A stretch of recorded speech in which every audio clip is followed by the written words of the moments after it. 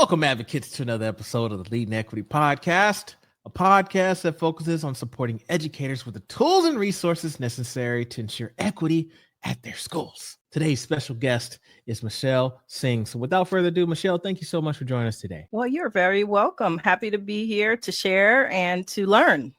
Yeah. Well, the pleasure is always mine. I'm excited for today's conversation. We're going to talk about AI. But before we get started, I'd love for you to share a little bit about yourself and what you currently do. Absolutely. So I am Michelle Singh. I live in Miami, Florida, USA. I'm a 20 plus year educator, spent 15 years in the second most largest school district in the USA. And now I am the CEO of LCTEL Learning Solutions. I focus on professional learning experiences for educators, from emerging educators all the way to seasoned educators. We target 3 things in our company and in our training. Number 1 is how to create inclusive teaching and learning spaces for not just our students of color, but also for the teachers themselves. Number 2 is how to protect your well-being as an educator and leader. And number 3 is how to be in the spirit of excellence by embracing innovation and experimentation in the work that we do to serve the people that we in all of our capacities. All right. Well, I love it. And I think we're going to kind of touch on that third branch there because AI is here. I've had so many teachers that say, oh, I can't stand ChatGPT. All my answers are coming like the student work. I know it's not them. A lot of folks want to, get rid of it. But I went to a conference and they said it's here to stay. It's not going anywhere. It's going to continue to evolve and it's going to get better and better. It is something that's going to be here and sticking around. I want to talk about AI from an equitable lens. And I want to throw out my first question to you in regards to how do we use AI? And I'm not going to limit it to ChatGPT because that's stuff that most people have heard of at least by now. But just in general, what are some ways that we can utilize AI from an equitable lens? That's the question that we have to ask first. Are we using AI to amplify equity, or are we using AI to unintentionally reinforce biases, implicit biases that we want to dismantle? So that's the first question that we just want to pose to ourselves as leaders in education, as teachers in the classroom with students. We know that our K-12 system is becoming increasingly diverse. Over 50% of our student population are Black and Brown students. So how are we using AI to amplify equity, more so amplify inclusion? When we talk about diversity, equity, and inclusion, we know that inclusion is the highest level. Diversity is just representation. Equity relates to how we're using resources for our students, all kinds of students to have access. And then inclusion is when it's embedded in the system and the practices so that if they get rid of DE&I, it's still there. So what I'm hearing is we need to start with ourselves. Are we utilizing AI for the right reasons? Is that kind of what I heard initially with your response? Yeah. How do we want to use it? We have to ask ourselves, how are we planning to use it to amplify equity and inclusion? We have to ask ourselves that first. So are we going to use it to do what with our lesson plans? So when we're using it, let's say as an assistant for some of our tasks to help us provide feedback and to generate a rubric and to how are we using it to amplify equity? Gotcha. All right, let's give me some examples. Like what could that look like? You said a rubric, maybe lesson plans. Well, give me some examples of how we could utilize it from an equitable stance. You can have it create images that represent the diverse students in your classroom. You can use AI to reframe your lesson plan so that it includes instructional activities that align with the various learning preferences of your students.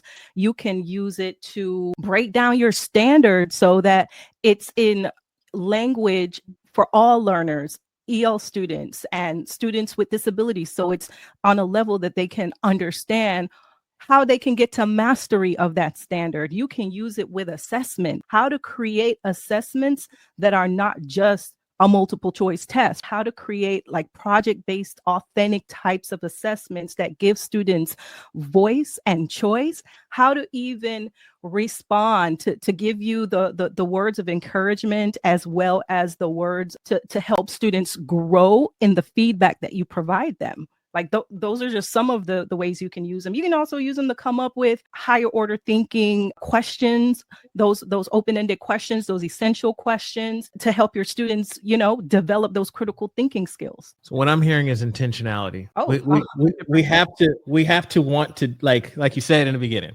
These are things that we have to want to do. We have to be intentional. So give me a prompt. So if I'm just assuming that somebody in this audience that's listening to this, maybe they're still on the fence whether or not they should use ChatGPT or some sort of AI. Give me an example of a prompt that a teacher could utilize that kind of speaks to what you're saying. All right. So I'm a forever English language arts teacher, secondary language arts teacher. So I'm going to talk about an example for language arts, right? Yeah. So we know the standards and the curriculum require us to teach certain texts, and those are there are certain things in our textbooks that we are encouraged and sometimes required to teach. So let's say, for example, there's a text like, let's say To Kill a Mockingbird, right? Because that was a text that I taught with my students in the 9th grade. How can we teach something that we are required to teach so that we don't reinforce stereotypes? We instead challenge them.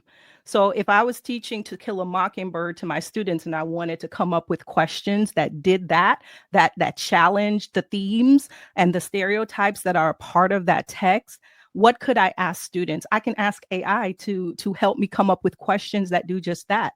And it could help me come up with, maybe an activity that the students could do, like coming up with an alternative ending to the story that, that puts the characters in today's setting to better reflect the race and power dynamics and justice in today's setting. So it's got me thinking, right? Because that's a popular, or I would argue sometimes controversial text. Some schools say no, we're not teaching this no more. Some people have different perspectives on it from a social justice lens. And it got me thinking. I could see, because I've come up, these conversations happened to me before where I have had teachers that say, hey, they use the N-word in this text.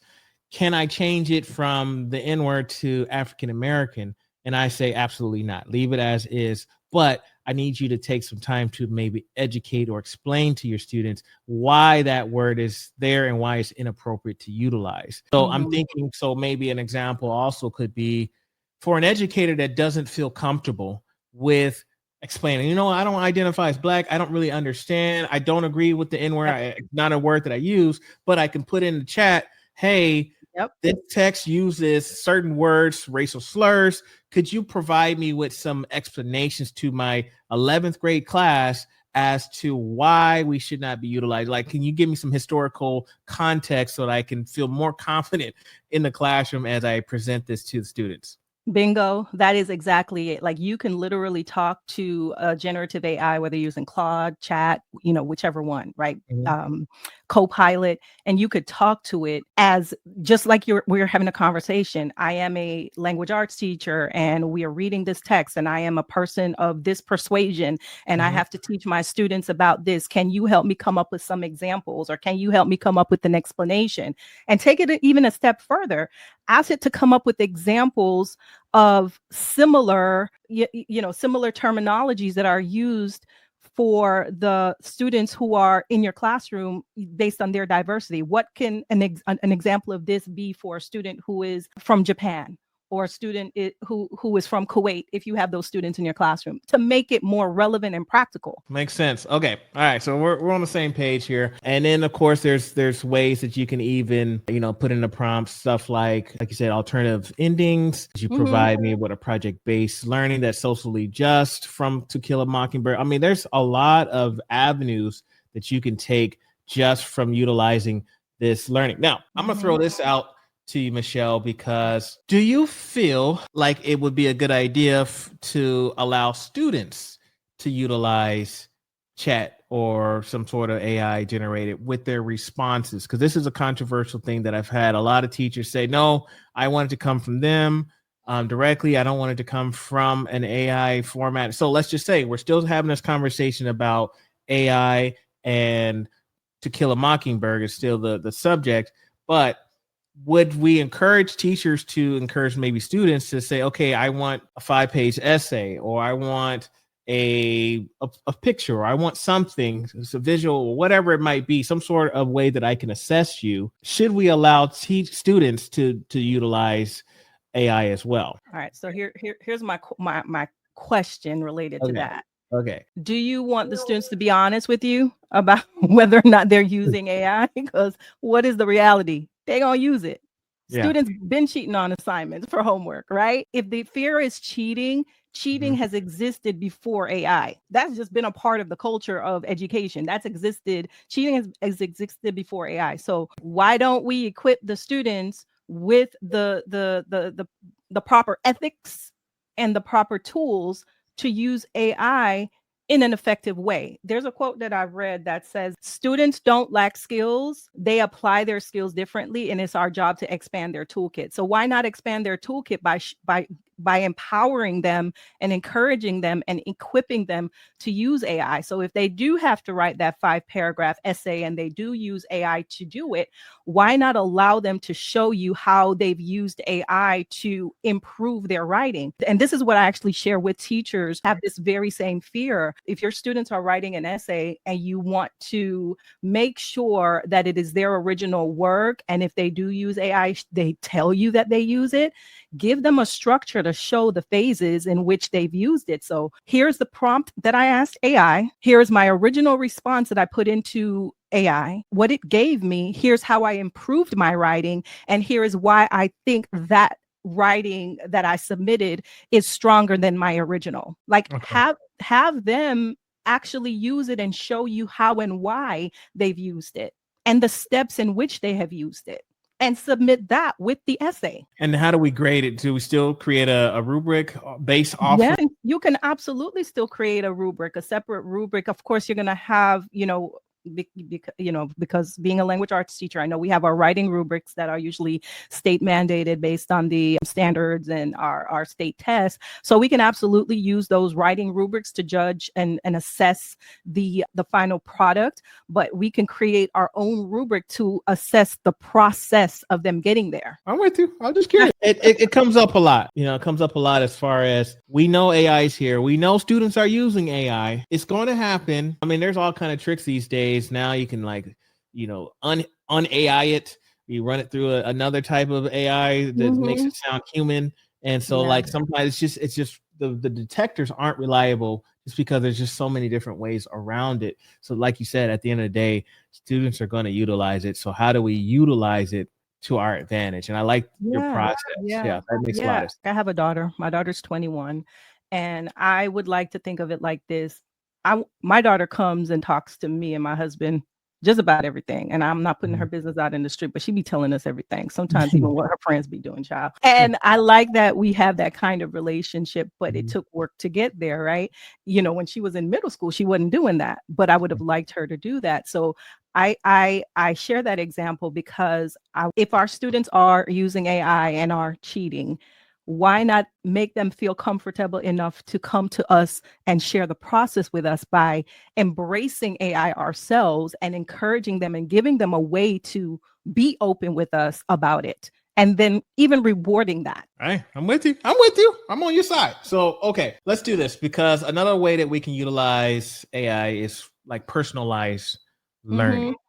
So can you throw us some examples of what that could look like? What personalized learning with AI can look like? Yeah, I mean, okay, so let's talk about, I'll share this one example that it was a hit in the classroom when I used it. I was recertifying for my national boards and I was teaching a class.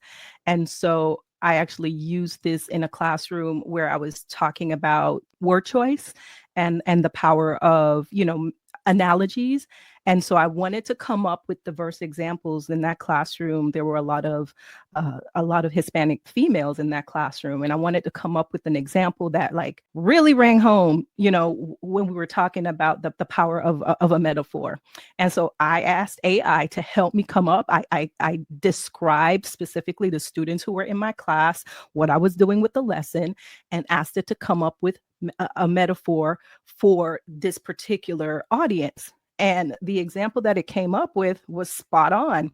It was the quinceañera was held in a majestic cathedral. Its echoing walls was a witness to generations of tradition. The fact that it used quinceañera and cathedral, like directly related to that group of students who were in that classroom. They could visualize that quinceañera. They could visualize that cathedral because that was their life experience. And so that's the power of using it to personalize learning, where you can ask it to help you come up with examples. And we know the power of analogies when we teach to make learning relevant, to make learning connected to our students. And we can use it to come up with examples like that for our students. Okay. All right. So even if you don't have necessarily, again, relatability, you don't necessarily have the same background as your students, there's ways that you can utilize AI for that personalized experience, but you do have to know a little bit about your students in order to know what to put into the prompts, correct? Yeah, 100%. You have to know who's sitting in your classroom. I mean, relationship building is like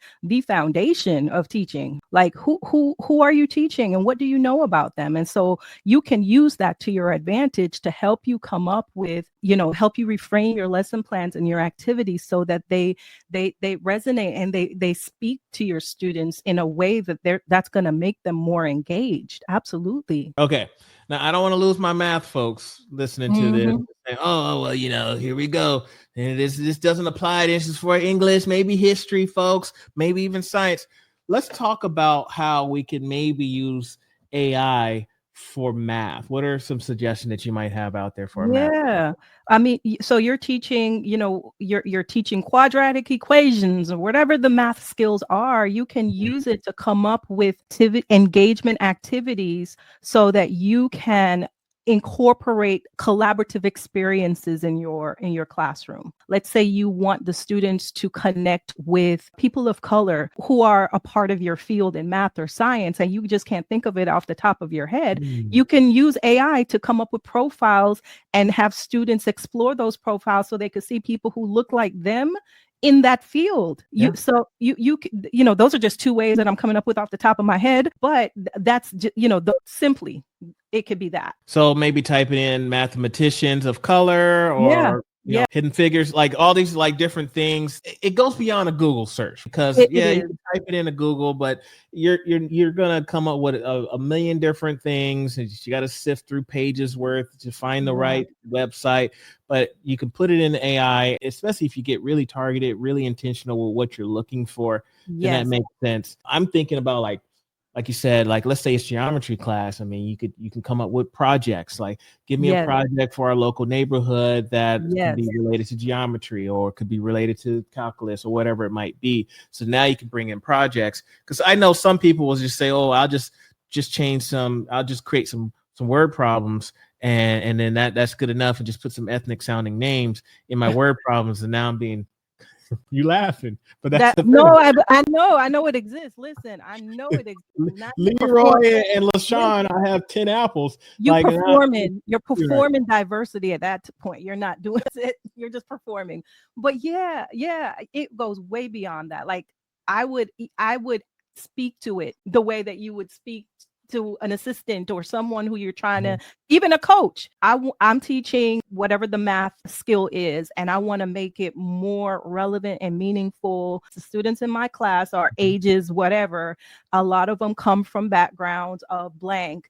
What activities can I do with them to make the learning stick? You could literally ask that in a prompt. Love this. Okay. Now, I've seen this before, and I know, like, we're humans, right? And as humans, yes, our kids are humans as well. And sometimes we focus so much on the content, English, math, science, whatever it is. How can we use AI for maybe mental health support. Maybe we notice a student is having a hard day. Like, this is not their typical behavior, but I'm not a certified counselor, or I'm not a certified whatever.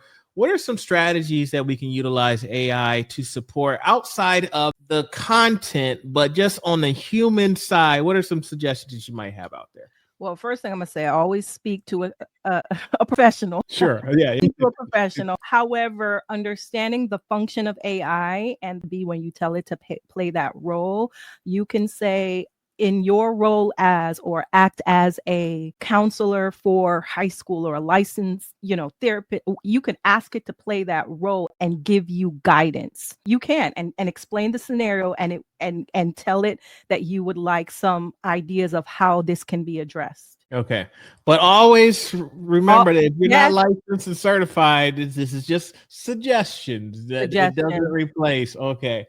Can I share a personal example? Because I have actually, now I have a therapist, but when I'm not meeting with my therapist and I want to extend my reflection, because I do a lot of written reflection, I will go to AI and I will say, act as my therapist, blah, blah, blah. Give me some guiding questions that I can reflect on for this problem. And it will give me questions that I will reflect on until I speak to my therapist again. Okay. Thank you for sharing. Yeah, that's helpful to know. And again, I just think that there's just so many possibilities as far as strategies, some things. But again, it really starts with us. It really starts with us being intentional in our approach to these things. And again, it doesn't, like, if we're not certified, we're not experts in certain areas, they're helpful prompts, but it doesn't replace those who are available. So as I think about, like, maybe some rural schools that don't have all the necessary, like, school counselors or some other support staff, paraprofessionals, you could probably put in some chat, or I keep saying chat because that's the one I use, but you can put it into AI as ways to kind of get a little bit of supplementary support that you may not have available.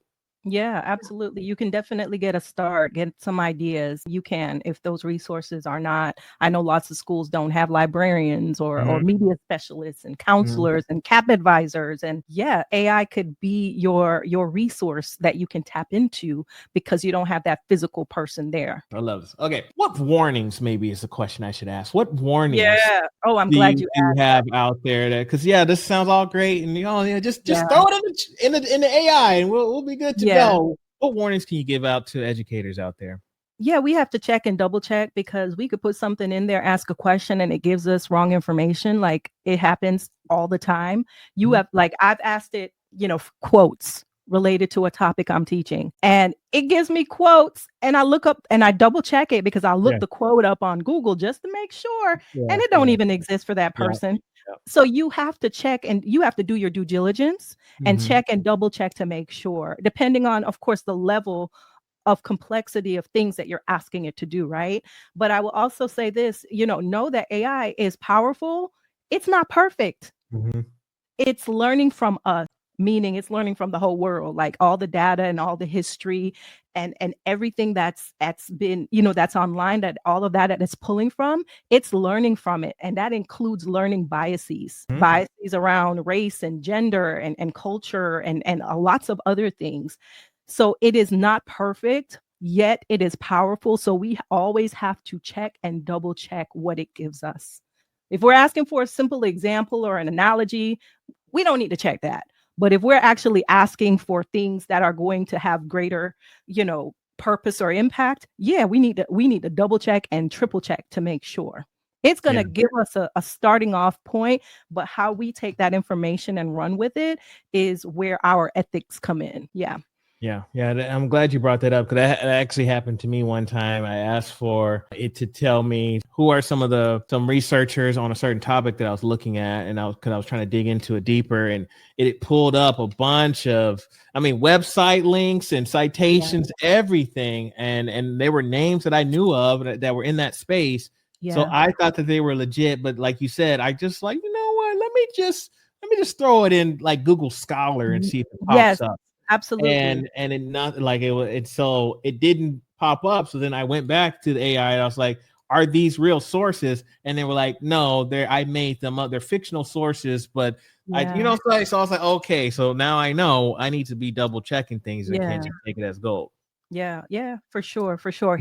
I'll share this particular resource. I use perplexity.com. If you haven't used perplexity.com, Oh. that one is specific to research. So I use it all the time. If I ask something in Copilot, Chat, Claude, whatever, I'll go into Perplexity because that's a research platform, and it will actually give you the sources that it took the information from. So if you ask it to provide, ask it a question like, what's the current data, or what are the current trends related to the amount of counselors that are in public schools? It'll actually pull data and give it to you and link the source that it came from. And I in no way work for that company. I'm just sharing it because it is a tool that's been very useful for me. Okay. All right. Well, we've touched on a lot of things in regards to, again, how to use AI to our advantage, and even how to, I don't know if allow students, but if that's the right term, but just invoking student Exposing. I would say feedback. exposing, right? So Exposing. yeah, I like that. Okay. Students as well. We also talked about some of the caveats out there and some ways that we can utilize and what some examples look like. Are there any other areas in regards to AI that we haven't touched on that you want to add to the conversation? I would think about how I might be using and modeling and encouraging like that culture of experimentation with technology and AI, and see how I'm doing that, because that's going to impact the way that teachers either grab hold of it or not, and the way that students are going to be willing to share how they're using it in the classroom, because they are, but they just not telling us, right? And so I would just encourage everyone to kind of embrace that, the idea of creating that culture of experimentation, because in that culture of experimentation, it's about embracing the innovation with the technology, and it's also about embracing failure with it, and it's also about celebrating the small wins that come with it, and also addressing the fears that come with it. Like, I don't know how to use it. Like, there's so many tools out there. Which one do I use? And so just embrace that culture of experimentation when it comes to the technology. Embracing it, being open to it as well, accepting that it is here. As you mentioned, school leaders, I just thought about, like, sometimes we have our school handbooks, and a lot of the policies, a lot of the things that we have in place have been around for years and years and years, and just throwing, like, copy and pasting sections of your discipline policy or your dress code policy, and asking the prompt, hey, here's our policy on absenteeism or whatever it is, truancy. And you check to see if this might impact certain groups of students, or if this could be culturally biased. These are some things that we can do to, what does Maya Angelou say? If you know better, do better. So if you find some examples of some areas for growth, like maybe your dress code is heavily biased against the girls, or maybe some of your discipline practices are heavily biased against our Black and brown, like you can run those prompts and see that, and see there's some areas for growth. Absolutely. You can upload actual PDFs and files in GPT or the other tools in Copilot. You can ask it to identify trends. You can ask it to, evaluate like statistics and come up with data. You can even plug in data. Like, here's what the current research says about culturally responsive discipline practices. How can I align my school practices so that it is more culturally responsive and sustainable, right? You can yes, it's lots of opportunities for growth and improvement when it comes to AI, and it makes the process easier. It really does. Like, if you can have the tool do the analysis for you and tell it what you want it to do, and it gives you some ideas, you can run with that.